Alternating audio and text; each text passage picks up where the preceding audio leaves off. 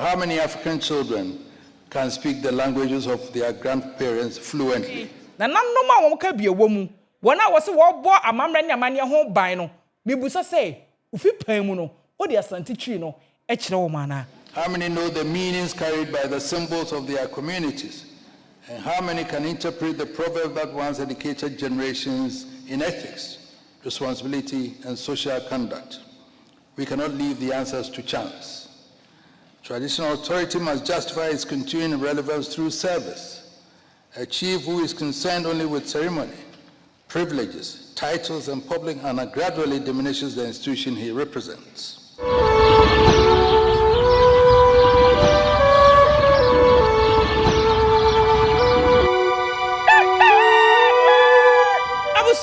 Akwaba Enfambre Nyansapo TV yekase Nyansapa wose yesane no badwen ba kwan so yasadi nhyiamu ani eba bedi Asante sem ho enkomo okofu pomata ika na asem bi ose Asante tiase Asante enwuye Asante tiase na Asante enwuye de na enei ema hoho anije se de ekoso ewa Asante maimu ni titiru edefa de wote brawe ne krawe homaso Otumfuo'S tutu ababie ma woto sumienu piao nana won kwaso sikadwan kwaso emmɔ ho ban efa ne ho anamede eba besomo yewra aye na adie ni biem na adie a woya nkrofo bi ti a na omoye ma hye wo mo na adie a woya edi mpuntuo nkoso yedie ebra Asanteman empo ema ne tra ema Ghana fa na nyina yenso yenya ye so chefa no ene wakwa akoye biem ewo USA ye ni masem se nanu kwasiada yewra wetie ne nachi odna probo akwakopiemu ewo USA na nim se yewra ontu kwan kwa obetu kwan a na okopre Asante mpuntuo Asante nkoso Asante yeye ene se ni Asante bekoso aya Asante na enei wakodi djuma ewo Howard University ewo eye Washington DC ewo USA eson ebai etre na bebi ene yewra ede nana muntuo no akwakopie eye Washington DC Howard University obeka se de ne ba ye ma yewra ekọ ho na hwampo aneto ne nsafre no djuma ben ana okodi ye na djuma okodi ye no de ana ede bre Asanteman puntuo ana se ede bre Asanteman abusua ye din numunso twan ope adwoma chinchi manante amante akwakopie mu social media ne so akwaku hunu eniema bia yewra aye amenenu ye no yewra yenye wudeni wiye bue yewra yenye wudeni wiye bue Asanteman wra yenye wudeni wiye bue sikadwra yenye wudeni wiye bue eno na ese no bepem social media no so a ekoso USA adane abutu eni adane yewra yensenkyerene ebi bra twede no na obi nso de nim de eboa se de beya na hinie na santesem na mamre na mane ebekoso yemonramu ewo senti ainei yewra akwakopie mu ewo USA Howard University ewo Washington DC abusua matwe ne ten ewo potokasa mu mebe kenkan na masan ede akoya Asante kasa mu se ne beya me maame ne papa bi a waje bre hweme ewo afidikesie so ebenya ntiase ewo anamuntu a yewra etu ye de kopie mu ewo Howard University Shadows na kai se nyame ya adom on the 30th August 2026 kwese de ye nim ye Akwasidee chencherenche kase pa ebekoso ewo USA eho ade ye be kire Asante sem ya mamre ne ya mane enye kumase menhia nkwa ne de Akwasidee o Akwasidee de baabia say ye UK say ye USA say ye Canada say ye Belgium Asanteman ye omanti no Yakwasidee die etre ekọ wiase afana nyina eno na obi ntimi nya bi enti wote ho a na wo dwene bone de ma Asanteman na wo dwe bone de ma Asanteman a okonkonso ebebo wetiri so esense ye ro ho no ona ye enwene bone ma wo bi da bia da woka osese wo hye tokro bi mu mpo na se wabɔ wo se wo ye ohene a de wo beye wo ho no ana be ma se bi wo so wadanso na wo hinie apeja ene yewra kasa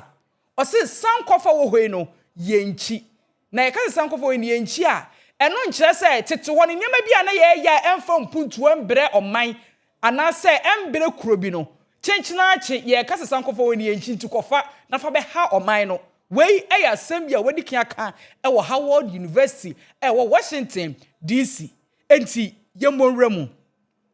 brings warm greeting from chiefs in Ghana to the extended appreciation to the Executive Board of Millennium Excellency and Howard University for the invitation. Where am I can ye and just ronkwa, yera, bra, ye two in Safreno, on Mounty Podium, on Kwakasa, and fanchile a suku for a suya for any a titunian internal mission or Howard University, a US,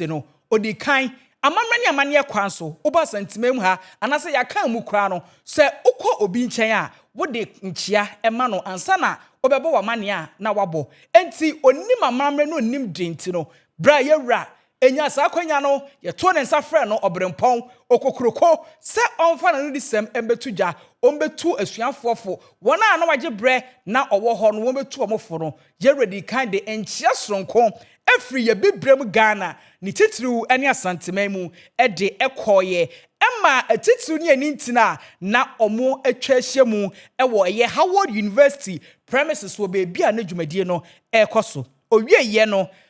ana yewra ehyaseɛ eka ensɛm a na opese wodi tudwa de kye wona na wotwa ahia mu ho yesanse si prakonam ho yi no yedi ne hyew asam wo ho a sabio yentu sabi anase yentutu asam na debi eso wokɔ na wo ka asam no dwen ko straight na ka asam no enti yewra chia wieye odi anidie ema wona na wotwa ahia ho no ɛhɔ ana o say it's important for traditional leaders to combine respectful for constitutional leaders with wisdom and integrity. O say eye anase ehu behia anase se ehu hia se ye nananom atenankonya ye nananom ahema ahemfo wona eba eye traditional mu a omudi mu ye ehu behia se omudi obuo ene anidie ebema wona omonso Ghana mra ana omo afato omonso se omudi edi omudwuma se de be ya ye beboa protect eye yenim de any di pa ya pre enya. The ethos was say cultural display is not only for fun but helps in development. O say se hwe yamamre ene yamane anase senye ye yamamre a eno nkyere se yamamre ne yamane no eye agudie bi enye agudie nanso eye ade a ye ede boa ebokro bi ho bra ye de pre impuntuo ede ma ekro. Owie no say law alone cannot stand without culture. Asam de bia nanan kraka. O say nananom ni ho a Ghana mamra eni ho. Ghana mamra ni ho a nananom eni ho. Amamra ni amane eni ho a Kristosom ene mra eni ho. Ene yewra atu nanum tuo. Bra wonya akonya ekogina simpie so e wo Howard University e wo Washington DC. O say emra nkoten entimi enyina ho wo bra yamamre ene yamane enka ho enti we kye se yamamre ne yamane ho hia wontimi emprimpuntuo emfa makuro bi oman bi wo bra omonhye omamamre ne omamane mu kena owie no say the court may punish offenders but the people must adopt word upright.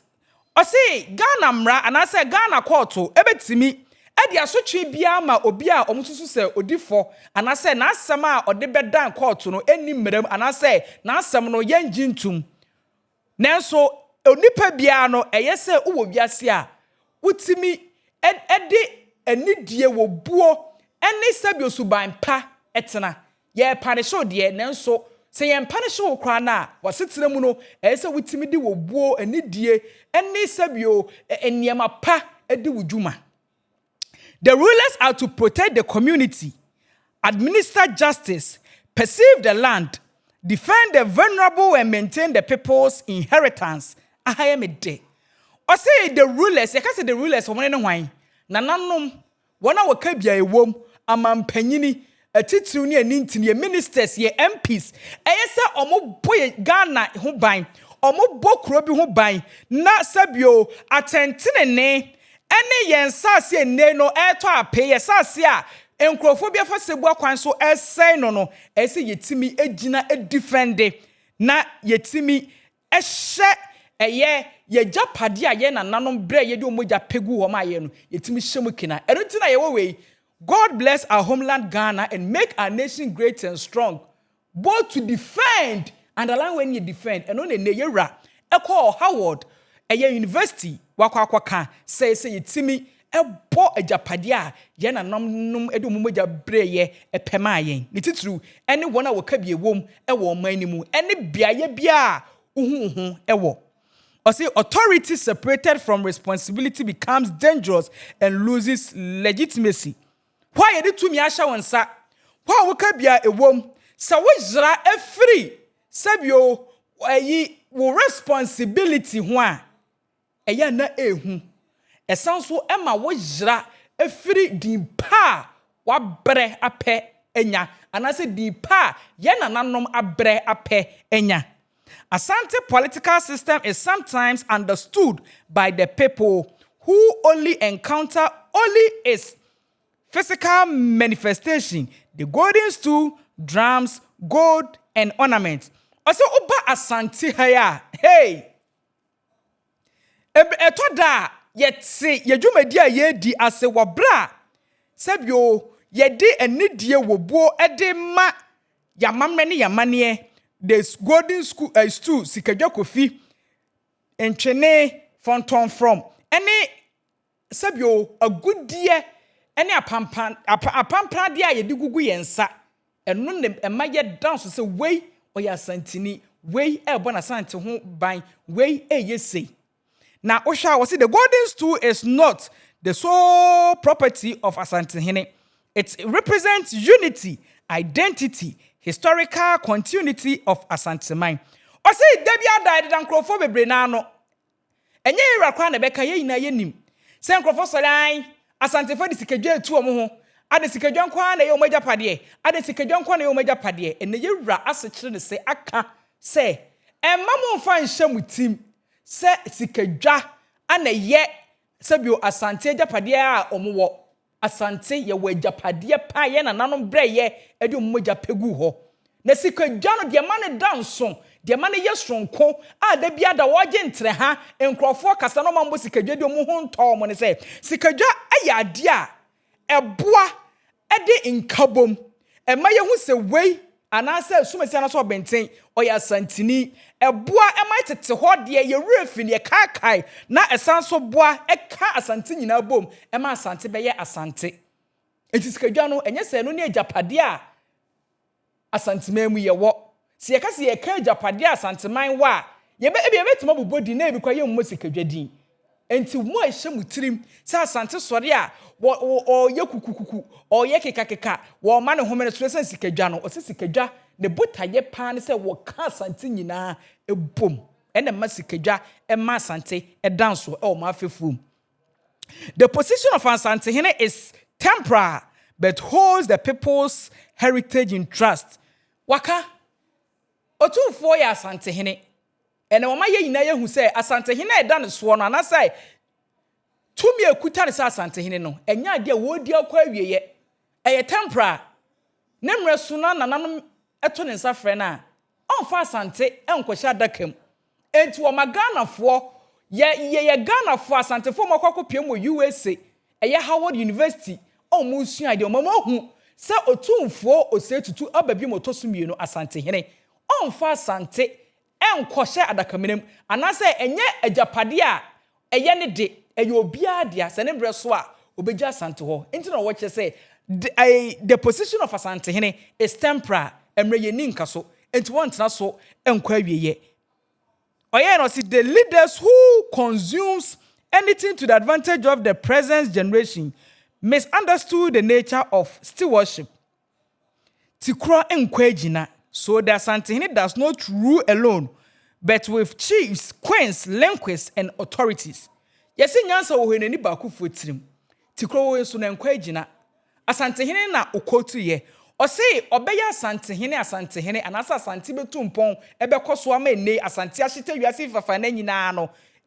Ye nkrofo bia omobo na chidom ebi ni na hemfo na hema na nchiame ene atitu ne ni ntina omowo Asante memu a omunim Asante amamre na mane omude omunim de eboa apagya ono Asante Hene anama ene ono Otumfuo oba beye Asante Hene a Asante man ekoso enya impuntu ene nkoso enti tikro we no enkwa agina we afutu ode ma yen se wo di dwuma bi na wo hwese dwuma na wo di no won kwa wuti enje a penimdifo wona wo nimde wo ade kro na wutu ho agina no wona wo ka biewom wona wo betimi atu fama wo afutuo pa ama wo de aba ho bra na wankwa nkoyera e wo dwabo bi ase sanso ano say a chief who is interested in ceremonies, privileges and public honor dismisses the institution he represents. Enu bi na ene yesi wa tebubu. Ohina wo de asa wo selfish interest. Okọ ba bia sene ye be hoahoaw ye be ye wo na wani gye ho nanso wonnwene oman na wo te so no omo nso ho no. Saa ohini we no wahini enduru ba bia wo yere wo dwabo ase. Esanse wo matumidie no edi wanim tumidie no ana ekyerɛkyerɛ wakwan yesei nanso na wo nwene asudie a ɔman no edi amaw na saa wɔhini wo tufo sɛ wan sesa amfiri saa kwan no ho a ebeduru mre bi wɔn a wɔyɛ hosana no ɔmo ne do crucify him a ɔmbɛka sɛ crucify wo enti eni kwan so ɔma tumi no ɛyɛ wo de ma tumi no nya wo de de nanso na wo yɛ ho adwuma. Or say, how many African children can speak the language of the forefathers? My children has been taught to speak Chi. And then yet how say, ye manom, ye wafa sefo, ye nuanom a omo suapon, mechema primary level ko JHS romu SS ye ba be cho mo Chinese ka. Entu wo fi obabi ba ono beka China, nye English kwa no beka. And na ye rebusa say, o de enya no krenfa ma ye ho. Ye modudu asen, ane afa to ye ho so, say ye nananom, ye ma, ye nuanom ye de hye, ye be kyerɛ mo ye twi kasa ye asante twi ne ka. Ene ya to asante twi nasaram, ya to baabi, ane ye ka obroni de, eno ne ye de ye hu se animonyam wom, eno ne ye hu se tumi wom, nanso ye nim se Chi no etimi buebue kwan hodo bebre na edema yen waka se wono ne ma wode omo abawiase enei nkwada no amamani amane kwan so ode ye twi kasa no ahye wo mo etu ba fie a nkwari nimade pa omo ko school akese pa nanso ye twi asante twi no ana omo kan we kire se oboa ama asante amamre ne na mane akoso atena se ye se leadership by example. So leadership by example, na se wan kire ne mama man fa santichi na nkasa. Omukọ okrofo froso na se omanfo froso a de be na be ma oma danso se nkrofo yi efre hifie nkrofo yi eya asante de hye eye twi kasa no ana be ma oma danso. Enti obusan o nananom ahema nananom ahemfo nananom achiame nananom a wo ka biewo mu wona wo se wo bo amamre ne amane ho ban no mebusa se ufi pan mu no o de asante twi no e kire wo mana a question a mebusaw yendi no krema ye ho na yemusa ye ho in some way abusia wo ba ha o say the university and the palace should not exist in a separate world. Suku ene ahimfie nsensem eni kwan say obi afa na akwan so ye na ye adekro esi ye na edi adwuma kro esense suku ni ho a amamre ni amane ni ho ahimfie nsensem ni ho sa himfie sensem anasa amamre ni amamne ni ho a suku ni ho nti ese na ye adwenkro na ye di adwuma se na bi betima boa ama mpuntuo aba. The palace traditional institution can help the university to understand the cultural, moral and historical environment within which African society operates. Ya himfie ye traditional institutions ebetimi enso de omunim de no monte ase aboa abo ya mamre ne amane ho bra e de a kire asuafo esan se asuafo bebe na no ase ye ka amamre nsem ene amane nsem kyerɛ mo a omofa ne tra omunim de ewom nanso se ye kyerɛkyerɛ na ya ma omo atenyema bi ase efa amamre ne amane ho a e bi ebedum na bi no anhwe a broni de ne kwa no nani nye ho nani begi fie de esan se wonni mo amamre ne amane a wonama na woyɛ kokoti na wa ye kese like uti yo koto esansa mamre eni amane ede so wuni ma ede papa wuni ma mamre ni amane a bebia wo na bia no danso enti wo se ese ahimfiefo ese traditional rulers eboa no mo de amamani amani ni wura sukuu mu kyerɛkyerɛ ɛma suafo no hu so mfasoɔ ne titu ne asantefo ye nne no omo akwa pie ɛyɛ obi cross ni ti enu ti ana nne no Nyansapo ya fato ye ho so sɛ ye na bia ye ntimi nkɔ suapɔ mu ye nya akwanya no ɛne suapɔnfo enya nkitahudie ye de bɛfa anasesɛm kwan so na ya kyerɛkyerɛ ya mamrɛ ne ya mane ya bɔ ho dawuro ama wiase afa na nyinara obia ehuna mamrɛ ne namane enti medike aka sɛ enche dwumadie won waso yi ye de ba bɛso mu enti ka kyɛ wonua wɔ Ghana ha anase obi kuro so sɛ ɛba saa ɔmfa na fidie ni ento ha na sɛ ne yɛwrɛ ka sɛ yɛtime kyerɛkyerɛ mamrɛ ne amane ye de kyerɛ yɛnuanom ya de hye wɔn afɛ na wɔfefɛ no yɛtime aboa a kyerɛkyerɛ. The youth should take advantage of technology to know their roots and understand this generation. Eno de bia Sir Louis Eka me ka na ma kyerɛw metu mra na ma kyerɛsie Sir Louis etena Nyansapo studio aka ye o se no okɔ enkuro ahodo a impuntuo yedie aye omodia na ni nyina eye abɛɛfo kwan a omofa so edi omudwuma eno ne ye wra boso yi se ye fa to ye ho so akyerɛkyerɛ mabunu no amoma hu faso de a ɛya bɛɛfo yi ɛboa ɛma nkrofo bi develop nkrofo bi kɔso abrabom a ɛbɛboa papa isan sɛ enei wontimi ntena wiase na wo kasa wo di udwuma wo bra a wonfa amamra ne amane enka ho ne titiriw ɛne abɛɛfo kwan enie no yɛfa so project nkrofo bi amamra ne amane ɛde akyerɛ afoforo no ɔse yɛfa nto yɛ ho so na yɛnkyerɛkyerɛ na no so play key role ewo kwan ye befa so asua yamamre ene yamane de etwato o say our nations are different, our history follow different pattern, but our futures can be strengthened through deliberate cooperation. O say Oman no gumu ahodo bebre ye wo Ghana ye wo USA biaye ne yewra ene na hemfo ne na hema wei ye wo China, ye wo Spain, ye wo UK, ye wo enkro ne de edoso. Enti obia mindset adwena etai ewo ni tim no edanso. Ghana for ye wo yamamre ne amane, China omo omamre ne omamane, UK omo omo de, USA omo omo de.